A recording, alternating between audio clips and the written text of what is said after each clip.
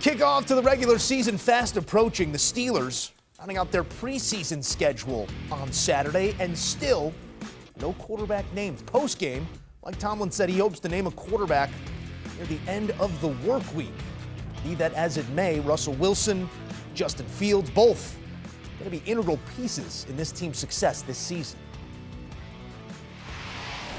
Emory Hunt and Ryan Wilson aboard to explore. Gentlemen, it's been an interesting offseason and interesting preseason here for the Steelers. You bring on Russell Wilson, you acquire Justin Fields, you create competition in that room, but nobody's won out, at least in the public eye, just yet. Is there a right answer to the question that still remains, Emory? Yes, for me, it's Justin Fields. And it's a bigger answer because it's about money. Hey, we got to find out we got this young guy for the future. We got to let him play. We saw enough in practice, we saw enough in preseason. But let's throw him out there in a real game to see if this is a guy that can sink or swim. We got a nice ecosystem around him. If we can find out that he's the guy moving forward, we can get ahead of the curve, pay him a nice, handsome deal, not a long-term 6-year contract, but something that can get you through 2026 or 2027, and then move forward with there. So I think Fields is the right answer financially and football-wise. I don't hate the thinking, Emory, and I was on board with trading for Justin Fields long before the Russ Wilson situation presented itself.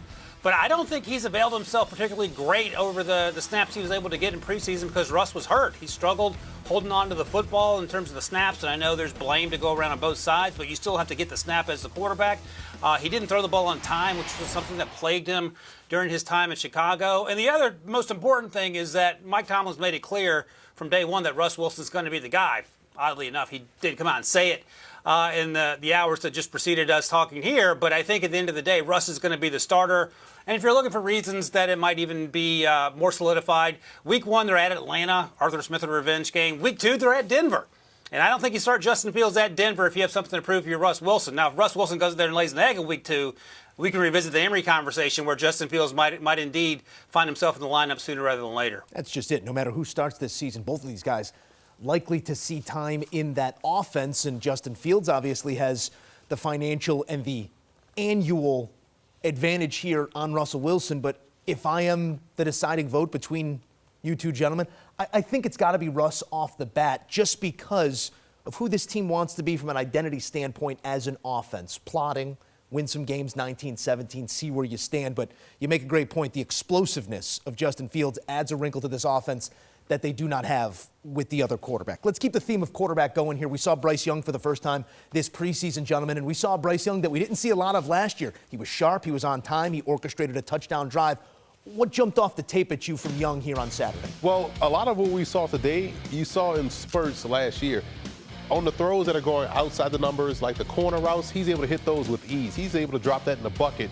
Those are his places where he's had success. Here we see on the video him scrambling out, keeping his eyes downfield, and finding receivers downfield. What I would like to see him do more of, you see him attacking the perimeter, but I'd like to see him use his legs more to pick up those cheap yards on the ground to really extend the drive or make it 2nd and 5 or whatnot. But him throwing on the move is where he thrived at Alabama. Those second reaction plays is where he had success as a Crimson Tide and showed some signs of success as a rookie. Just want to see it more consistently. And Canales, I think, is the guy to get it out of him.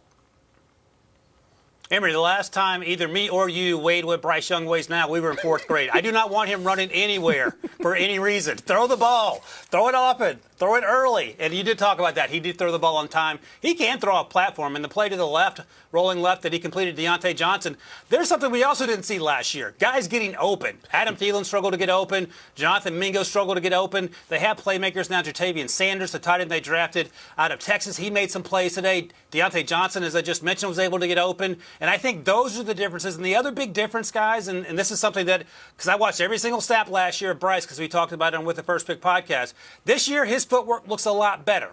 Yes, he went up against 2nd and 3rd teamers in Buffalo, but it's a start, and it's a start in the right direction. And to Emory's point, I think Dave Canales has given him something he didn't have last year, and that appears to be confidence and guys who can get open after the snap. In this household, we measure by wins and losses, not pounds. I would just like to offer that to Ryan Wilson. It reminds me, now as I'm thinking through it, it reminds me a lot of Florida State's offense with the Charlie Ward guys, a fast break offense. Keep these guys on the move, and that's where they can have the success. I think Bryce Young is going to be fine this year as long as you have that movement offense. What we saw Baker Mayfield thrive in last year with Tampa Bay. Somewhat similar to the movement, both pre-snap and in structure of a Kyle Shanahan offense. That's what we expected Trey Lance to project into when he was drafted as high as he was. But the NFL timeline waits for no one, and that is a franchise that is headed a different direction.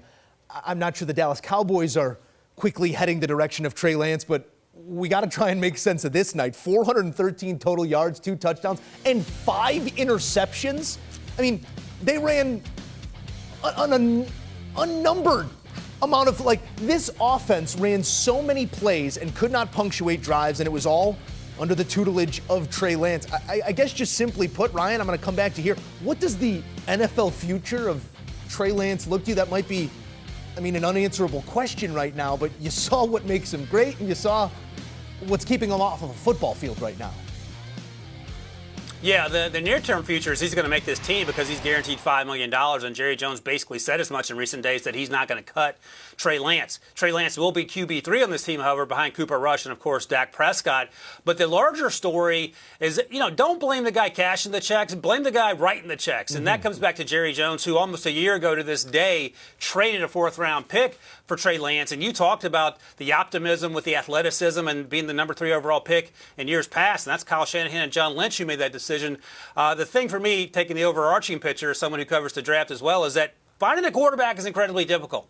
And we know coming out of South Dakota State, he took the year off because their season was canceled because of COVID. We knew about the athleticism and the arm strength. Trey hadn't played a ton of football, and he's done some good things athletically, but he still struggles to see open receivers. He still struggles to throw the ball on time. And the real question, Joe and Emery, is what happens after this year in terms of what Trey Lance's NFL future looks like, because he's not going to get opportunities to take a ton of snaps this year. And knowing that, I don't know how he's going to grow as a player to eventually become a starter in the league, at least in the near term. This is the moment I've been waiting for, guys.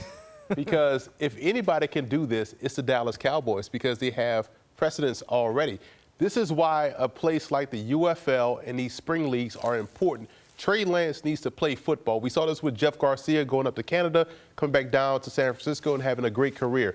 We've seen this now with Kavontae Turpin, played in the European League of Football. Then he played in the UFL, and now he's over there as an All-Pro in Dallas. Brandon Aubrey. So I feel like Trey Lance needs to play. This is where a spring league or a spring developmental league by the NFL would do him wonders, because they let him go out there and throw today. And if you look at those interceptions, those are eye-related picks. This is a situation where it wasn't where a guy tipped the ball and it fell in the wrong hands. They were just studying where he was looking, and they just got in the way and picked the ball off. So this is a guy that hadn't had a lot of experience, like Ryan talked about, in college, and this is why he needs to continue to play. But he's not going to do that in Dallas behind Dak Prescott. Ryan, I need you to put me on the schedule for with the first pick, because I need to speak some truth to power. We got to stop ignoring snap count in college and height. Those are 2 things that matter when you're trying to find the future quarterback of your franchise.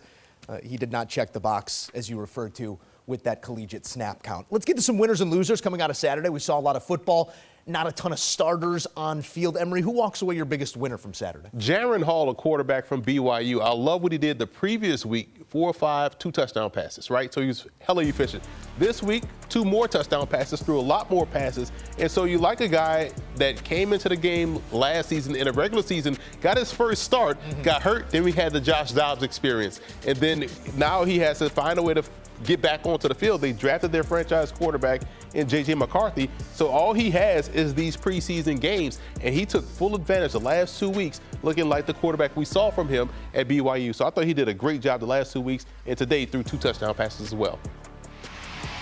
Jaron Hall's a great choice, and he's lucky to make the team because J.J. McCarthy is out for the season. That allowed him to sneak in as QB3, and to Emery's point, he took advantage of it. I loved him coming out of BYU. Struggled last season, but props to him for taking the opportunity. I'm going to go back to the well, and Joe, you and I talked about this a lot. I love Bryce Young more than Bryce Young's family, so I am proud of the way he played today. He came out there, completed the passes he needed to complete. He looked confident in this new offense, and I know he's undersized, and I get that he's short, but I think he has a chance to turn some heads this year. I'm not going to say he's going to be the next coming to Patrick Mahomes, but it's a good start. There's a long road ahead. Yes, he played against a bunch of backups. I'm going to take it as a win for now. We'll see how the season unfolds. But credit to Bryce Young for at least getting off to a good start for 2024. Yeah, whether you're the first overall pick or a third stringer, this league, time and again, proves you better be 2 or 3 deep there at the quarterback position. We saw the Tommy Cutlets, the Jake Brownings, the aforementioned Dobbs. It's always an experience, and we'll see which teams are touched most closely by that injury bug at the quarterback position. It often rules a couple of these teams out. Let's rule somebody out tonight, too. Your biggest loser, Emery.